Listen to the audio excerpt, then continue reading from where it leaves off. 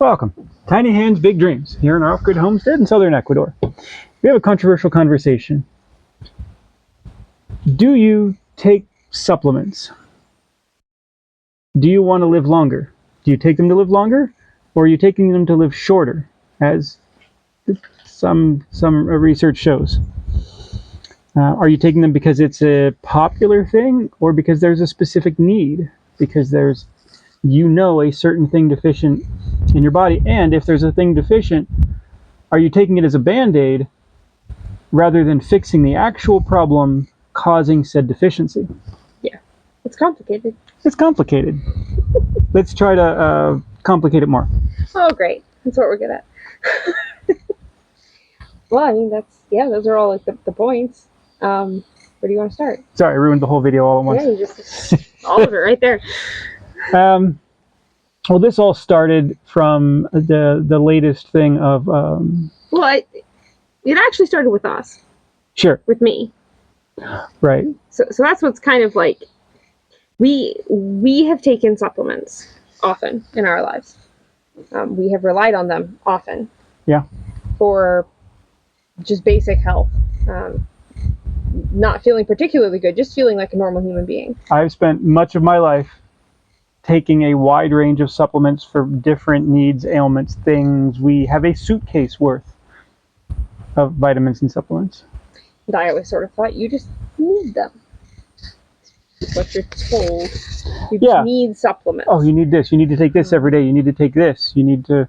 So I was very unwell. And taking a lot of supplements. And not really seeing a lot of results without taking massive amounts every day without pause. Right. That's not normal. There's something wrong. And there was something wrong. We did a whole video on it, which we can link to on H. pylori, which is a bacteria in your stomach. It's a monster. Yeah, the medical literature doesn't do it justice. There's a wide range of things that it can cause that they don't say on the first 3 pages of Google, which is the only thing you're ever going to see.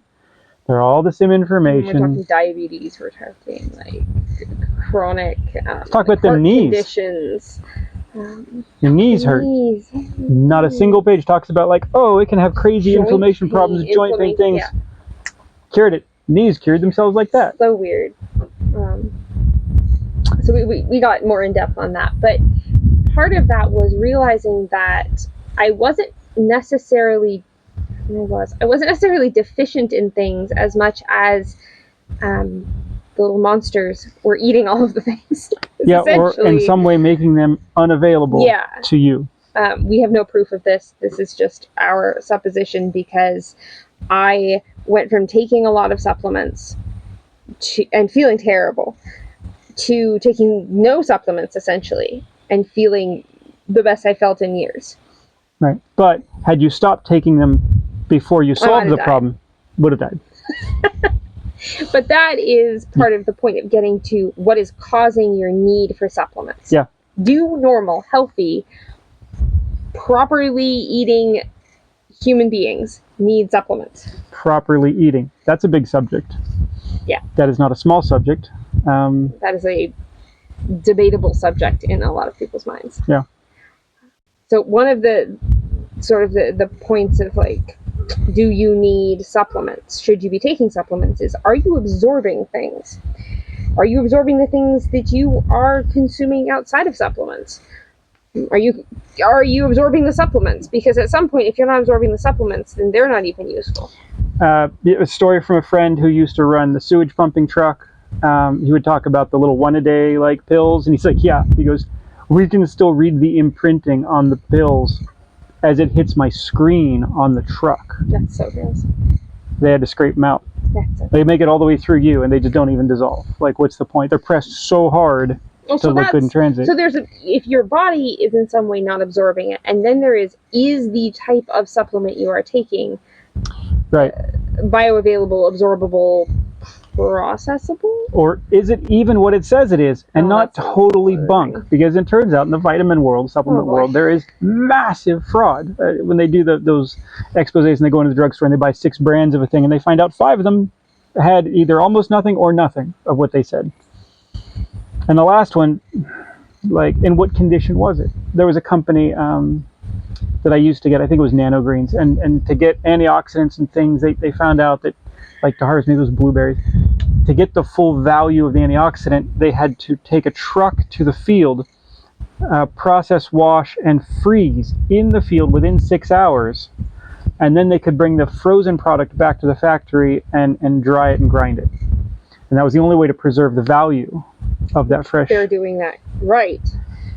Very rare. I would argue most probably don't do it correctly. So there's that. Now you're looking at your more, I guess, synthetic supplements, which is what a lot of people, that's what I grew up taking. I didn't know there's anything else. And then you have all of your natural supplements. Right.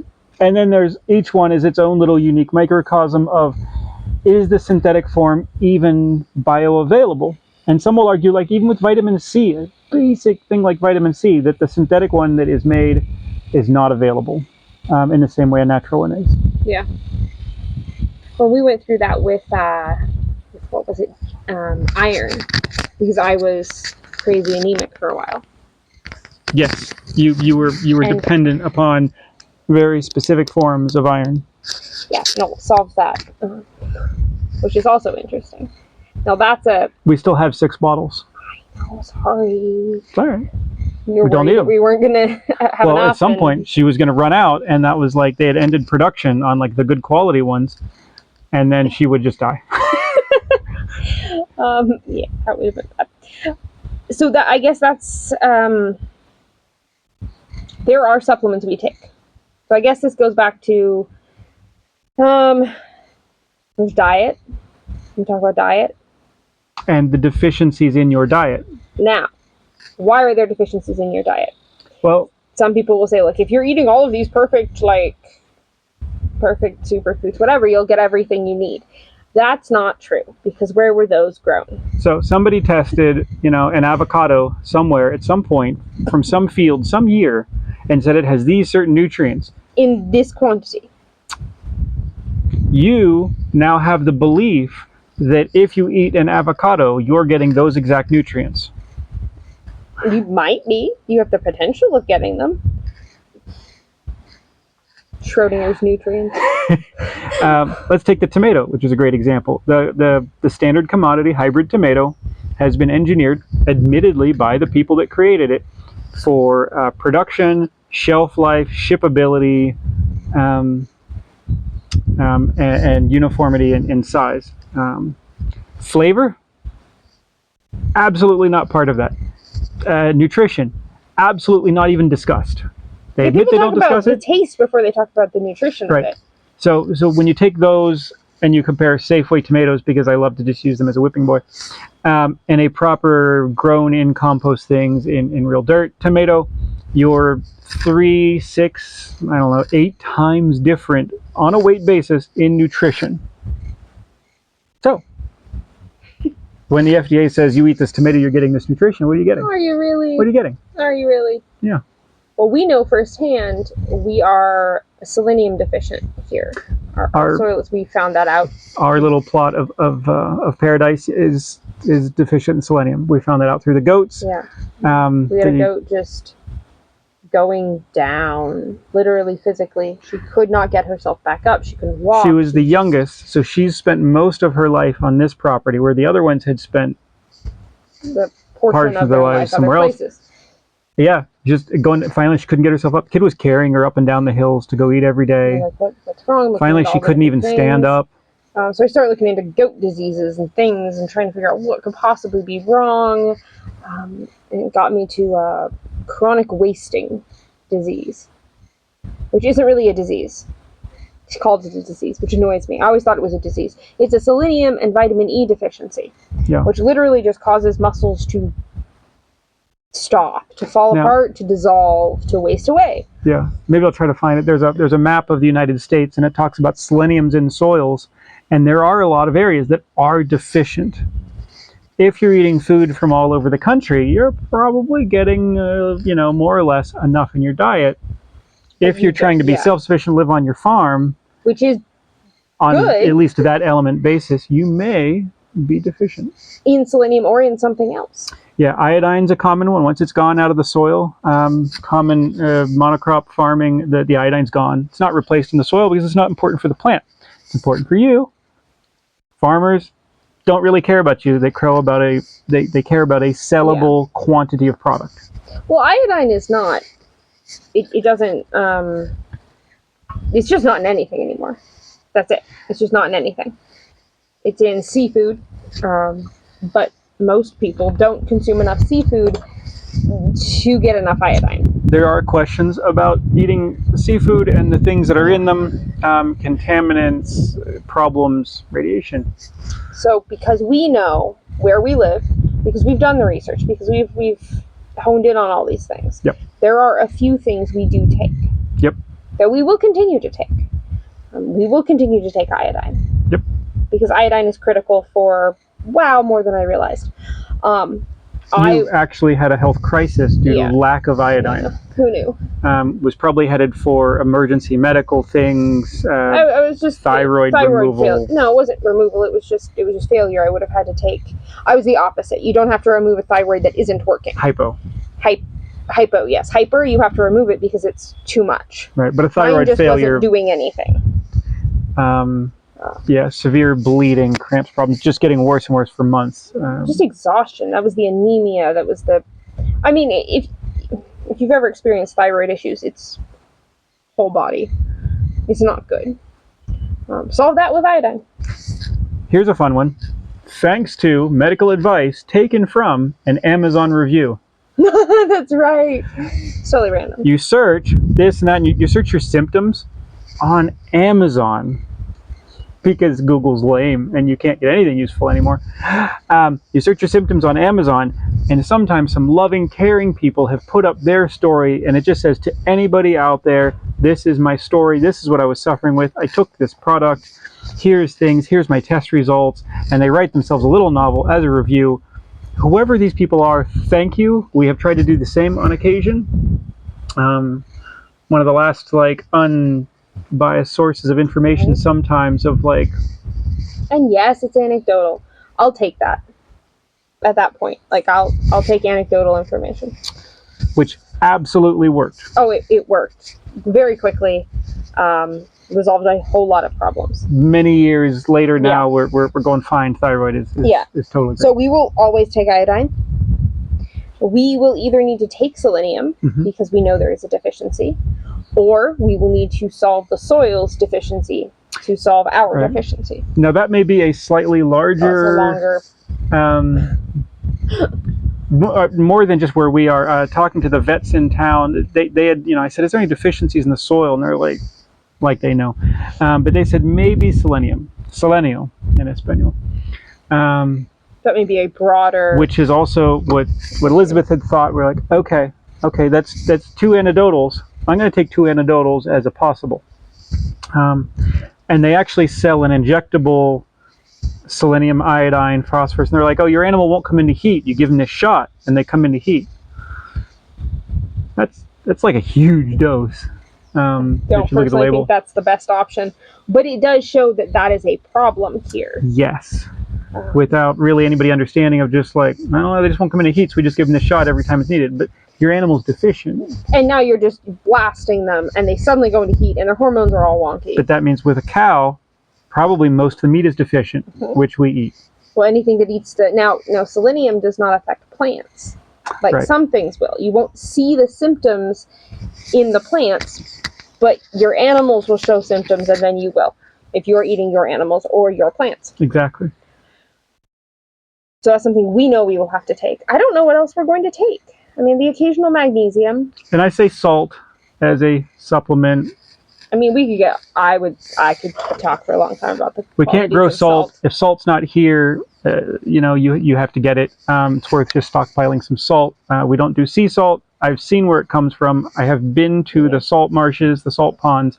I know where the sewer outlets are all around those waterways that inflows into those ponds, all of the contamination from industrial sources, things. So sea salt is absolutely loaded with all sorts of things that you don't want, including pharmaceuticals that have come out of other humans. We could talk for a long time about salt. We went down a rabbit hole on salt once, just for fun. Right. So your mined salt, your pink salt comes out of Pakistan. There's some actually that comes out of Peru, but we haven't been able to find it. There's some in Utah. Your old salts. Yep. It's good old stuff. Salts are better. Good stuff. Does not contain iodine, although iodized salt contains so little iodine, it's sort of frightening. Yeah. But even that tiny bit helps. Now that's something that's interesting, because I was like, oh, well, maybe it's because like we don't eat iodized salt anymore. No, it actually doesn't have enough to It's so really little. make a difference. It will stave off the absolute like worst case scenario deficiencies and not much else. Yeah. So you have to get some more in your diet elsewhere. And if you don't eat a lot of seafood, then you're probably going to have to take a supplement. And that kind of sucks. Yeah. But that's what that is. So then we get into, let's talk about vitamin D as a common one. Everyone says, oh, you have to take D. Doctors, you have to take vitamin D every day. Okay, growing up in Western Washington, I took vitamin D, or I could tell you how much you needed vitamin D because I worked retail for a while. By the seasonal grumpiness chart. And it peaked out somewhere the early part of the year, January, February. Yep. February's the worst year, or the worst month in the whole year in Western Washington. They're not customers, February. they're crustomers. It was absolutely the worst. And then I was taking vitamin D at the time. I'm like, and like barking about stuff. I'm like, you need to take some vitamin D. What? Yeah. So it is sort of widely accepted. Everyone needs to take vitamin D. Now, there are factors that play into that. We have to be careful how we say things. There are things that you took as a child that were your parents' decision put into your body that have been shown in research to drastically reduce your ability to either have or make vitamin D. Absorb. So I used to burn under a 100-watt light bulb. We went to Hawaii for vacation. I come out of the airport. I wait for my mom, who's like literally picking me up. She got there the day before. I am sunburnt before I get in the rental car at the airport. That fast. Sunburnt. Like I have to stay out of the sun for 2 days, kind of sunburnt. Couldn't solve it. Vitamin D is one of those things that you need. Then they get into... I suppose antioxidants are a big part of it. Antioxidants are your body's way of defeating a sunburn. You have to up your antioxidants. If you're not eating right, you just don't have the antioxidants. You used to have to take antioxidants. Yes. As well as the vitamin D to sort of manage sunburn. Fun fact, if you eat lard, which I highly suggest you do, I suggest you get it from a proper farm-raised pig and you make it yourself. It is delicious. It's the way humans kind of grew up. It makes fun pastries, delicious fried chicken, you name it. Has a great source of vitamin D. Natural source of vitamin D. Highly nutritious. Mm-hmm. We don't sunburn. Yeah, so we stopped using suntan lotion. We used to get like the sunscreen. The other, yeah. The thing that prevents it. We brought some with us, things. We even imported, I think, some. Well, we sort of thought we would need it. We live in a tropical place with sun. On the equator. I work outside a lot. I burn many a day. And she's like, oh, your all red shirts have holes in them. It's bad. It's like a cyclone fence. I don't wear those on camera mostly. And she's like, oh, you're all red. And she pushes on my skin. And you're like, oh, yeah, okay. And then by the next day, it's gone. Yeah. We don't touch sunscreen anymore. No. Interesting. And yeah, I think the most interesting nutrition. part is when we do get a sunburn, it fades. It's just gone. It's gone the next day. Yeah. I remember getting sunburns as a kid where I ended up in the hospital once. Oh, yeah. Oh, I ended up, days so laying bad on one side because the other side was bad. Yeah, when I was a teenager and fell asleep on the lake and no one woke me up. They just laugh at your whole body, and I just couldn't even move the next day for weeks. I did that once at a pool. My mom had to go to the pool and actually steal one of the the metal frame and like strappy like fold down lounge chairs that are around pools in California. She'd steal it, bring it back to the apartment, and lay it out because that's the only position I could be in was the same one where it happened. So I had to just lay on my face for like 3 or 4 days. I couldn't wear clothes. I can't imagine that happening now. Don't fall asleep in the sun. Yeah. And Eli doesn't get sunburns either. No. And he's out all the time. Yeah. 0 on the sunscreen here. Yeah, it's very interesting. So supplements, sunscreen, I guess. Not a supplement, but no, but back started with the vitamin D. Right. We don't take vitamin D anymore. No. Now, if we get sick, which we don't get sick a whole lot, if we do get sick, we do have a bit of a list of things to take. Happens which will just simply several days after we take a trip to a big city and interact with people in buildings and things. It's going to be terrible. We're going to get sick. We try not to, but touch things. People are gross and they just cough and sneeze around you. Oh god. So we do take extra when we think we might get sick or when we are getting sick, but not on a regular basis anymore. Yeah. So then we get into calcium. Calcium's a big common one. They do know, oh, you need more calcium. Oh, osteoporosis and problems. The China study, the biggest study I think that was ever done in the world with the most people, showed that the countries of affluence that had the highest dairy consumption had the highest rates of osteoporosis, calcium in various ways getting stuck in your body, your brain, your veins, your things, your bones, not having the calcium. Which I never knew was a thing. As a kid, I just thought you needed calcium for your bones. I didn't know calcium could be elsewhere in your body. It's an opposite correlation of health. And they look at the places where they have 0 dairy and they don't have those super high incidences of the osteoporosis. They don't have the brain plaques and things that are calcium based. It's literally an opposite correlation.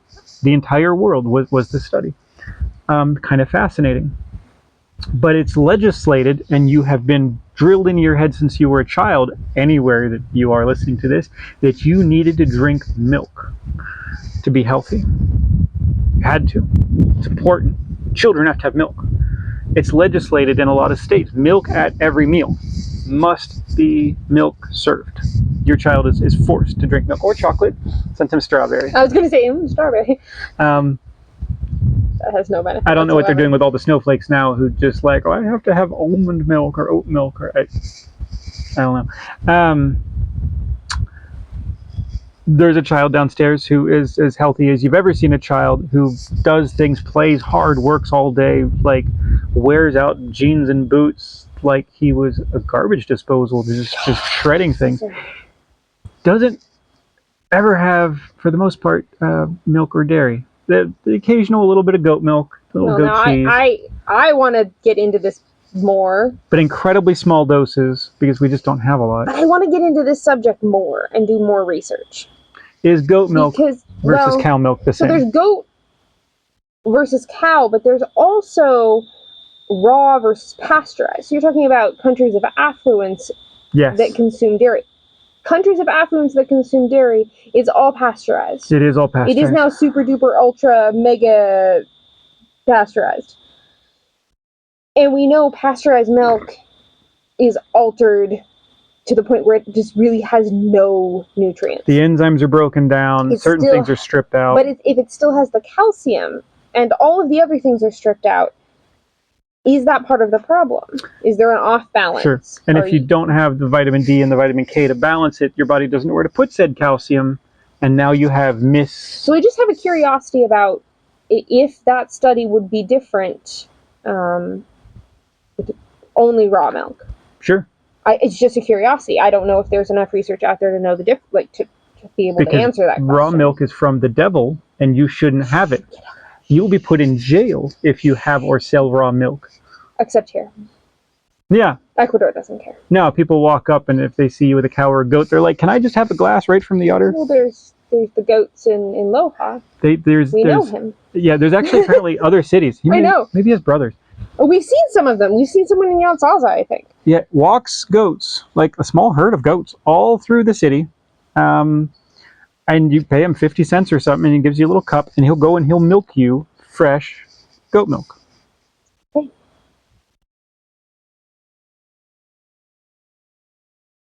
Yeah. Wow. It's not illegal. No. It's not wrong. It's totally fine. It's totally fine. Yeah. So that's just a random sort of curiosity I have. In a society, part of the why Ecuador, you can do what you want. You're sort of on your own. There's goods and bads. It's a double-edged sword. If you know what you're doing, it's good.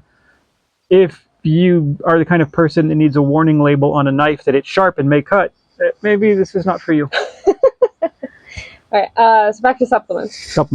So calcium. Calcium, that's right. We get off topic so easily. Yeah. Calcium is this thing that they told you always need, but the more research I've started to see in later years is the problem of toxic calcium. And calcium is literally more toxic than it is helpful. You get enough in the things that you eat, you get enough in meat and in vegetables, and it's the right form. If you take a supplement, you are literally taking in toxic calcium. If you take it in dairy, it is not the proper form, and therefore problematic. So you see people who are literally just sort of calcifying in their 50s and 60s, and they sort of stop moving. You see it in their skin. And it's a problem with calcium. Perhaps we got that slightly wrong, for whatever reason, as much of the food recommendations are. So if that's a thing, we'll just go on a wild conjecture there. Let me tell you about my friend Chris, who was a friend of mine. Knew him for many years. He always had 2 liters of Coca-Cola, always, 2 a day on average, and that's just what he drank. And we told him, dude, drinking too much of anything is probably not good for you. It's great. He's solid dude, go getter, worked hard every day. He moved away, got married. A couple years later, I heard that he literally just started falling apart. His back broke, legs broke, something like his bones started breaking. Goes to the doctor, and they're like, your bones are gone. They're literally gone. They've been eaten out of your body. Phosphoric acid has an affinity for calcium, and phosphoric acid is in soda. Enough so that we couldn't have soda machines in a chemical plant, because anything in a chemical plant, it was highly regulated, and the soda machine dispensing Coca-Cola, it had too low of a pH, and it had phosphoric acid, which means it had to be a secondary contained thing, and only certified people could touch it in the break room for cans of soda. Yep. Who knew? It's a weird thing. So, that being said, you occasionally see me on a video with a small Coca-Cola, which here doesn't have the corn syrup, at least. It's the old recipe. And it has a touch of phosphoric acid. So am I small micro-dosing in my Coca-Cola, tiny bottle every couple days, trying to negate some of the toxic calcium that I may have in my body or am eating. It's all just sort of... I'm 50. I haven't broken any bones. I'm not that fragile. Whether that's a real theory or a theory that may play out or not, time will tell. Yeah. But it's an interesting thought to think of. Yeah. Balancing. So, other supplements. There's a big push towards natural supplements, which on its face seems way better. In general, natural forms are better, more absorbable. Yeah. Because the synthetics are created not natural in a China lab somewhere, and those are highly questionable. So, on its face, that is better. But I see a lot on social media that makes me pause, and I worry. So the beef liver, the collagen, those are the 2 big ones that are all the rage. Collagen, natural collagen, we're a huge fan of. So, and that's where it gets into both things naturally can be very beneficial. Right. But you are now buying them in a capsule from a company with a label that says some stuff. You don't know what that animal was, where it came from, how it was treated. And yes, I know someone's going to say, well, but the company says, and the bottle says, and the things. That is not It's as not regulated as you may think. Even when you get into stuff like eggs, and you have written about this. The old USDA guidelines. She deep dove was weird. into the USDA and the things, and what the actual definitions mean, and how it actually plays out, and what you can actually do. Grass-fed beef doesn't really just mean grass-fed. It means for certain amounts of time, unless there's all of these loopholes and exceptions. There's loopholes you could drive a truck through blindfolded. Organic was just as bad. Oh, you're organic, except for these things, and except for these shots, and these certain other like medications, and these things, and not for the first, so many months of life, and then not this, but if it was just for this little period of time, just for this, with these other exceptions, you can call it then organic. you can call it organic. Woo. Loopholes so big you could drive a truck through. So I don't have a lot of trust in any of those. If anyone's seen the Portlandia, which was a rather funny show some years ago, and they did an episode of these people, and they go to have dinner, and they open a menu, and there's like chicken. Oh, but it's not just a chicken. Oh, here's a picture of the chicken and the name of the chicken, and here's the guy who raised the chicken. And they're like, well, it's organic and it's free range and things. Well, I don't know. Well, how is the chicken treated? Well, he was treated very good. They didn't use harsh language, this and that. Well, we're going to have to go and see the farm to be sure. And they literally then go and have to go visit the farm where the chicken was raised that was going to be served for lunch before they can eat it. And people were making fun of this, and I just sort of looked at it I just well, yeah, that's the right way to do that. That's good information right there. Yeah, I would do that. I would go visit the chicken farm. You get out there and you're like, oh God, the stench, the thing, the something, the this, the that. They don't let you anywhere near it with a camera for charges of a felony. Yeah, it's a felony to photograph that stuff. Not to do it, only to take pictures and talk about it. It's a really funny episode. But it's true. But where did your super supplement really come from? That is this huge thing. I mean, I don't think beef liver is a bad idea. I don't. If you look historically speaking, the organs of an animal have been eaten for all time. Yes. Humans, animals are all going to go for that first. Most animals, when they kill a thing, will eat the organs first. Yep. And most, I was listening to a podcast yesterday that was just one of those random things I ran across. It was really interesting about just different sort of tribal cultures and food and how they hunt and how they eat and what they eat and the lines that we as Westerners draw. It's very interesting. Yeah. And one of the things was all of the tribes across the whole world, everywhere he had been to, everywhere they always eat the organs first. It is the prize. It is what you eat first because they know it is the most nutritional part of the animal. In a culture where food is hard to come by, and it's hard fought, nutrition. It's not preservable, so you only get it sometimes, and your diet is kind of like.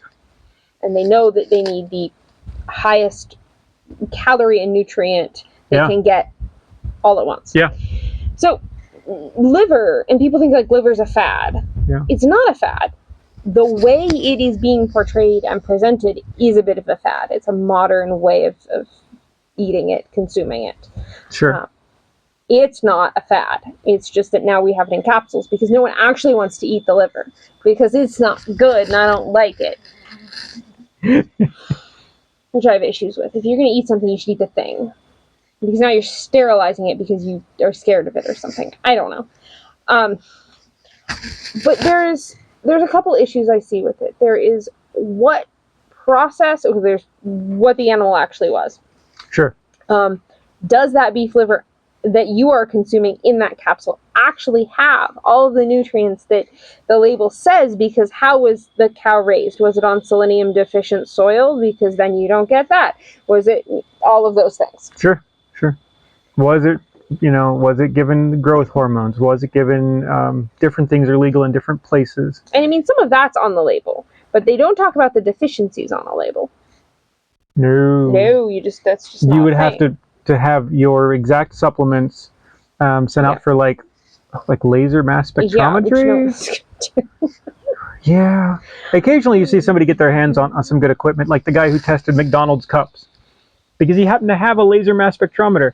And he's like, I don't know, what's this cup made out of? And he found out that all the printing on the cup was made out of all sorts of super toxic heavy metals that were sloughing off on his hand, his kid's hand. And McDonald's is just like, whoa, like, they didn't even check. Yeah. Like one of the biggest corporations on the planet, like huge, they don't even care that it's like super toxic. So the liver is beneficial. Yes. I won't argue that. But I see over and over people say, I have to take it every day, or I don't feel good, or oh, I missed it, or oh, I forgot to take it, or you are now dependent on something. Yeah. You are dependent on a capsule or a piece of liver. Either way. Is that real? Is that really an effect that it's having? And if it is... Or placebo. And if it is real... Good Lord, what is wrong? You might want to look into what's actually wrong there. That's like what we have had with band-aiding other problems by, I'll just keep taking this thing, I'll just keep taking this thing, because your body's not making it. So clearly something is wrong with your health, your diet, your environment, if you need to take something every day.